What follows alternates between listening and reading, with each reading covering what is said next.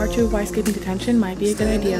As he walked towards me, I was getting nervous. I told him that I had an emergency and I had to go, but I would email the school and reschedule later. Right after this, I ran off. As I was running away, he yelled at me and told me that I had to obey him and come to detention or he'd call my parents. At this moment, I didn't care. The feeling in my gut kept growing, so I sprinted to the bus and went home. I was afraid that he'd call my parents, but my parents greeted me normally when I got home, so I assumed he didn't. The next day, I was expecting to get an earful, but he wasn't there, and as weeks passed, he never came back. Then a shrink came to our class and asked if he'd like to talk about our math teacher, but no one knew why. Fast forward a few years later when I became a teacher and started chatting with my coworker. I mentioned his name, speaking to her about my weird, bizarre teacher and how I skipped detention.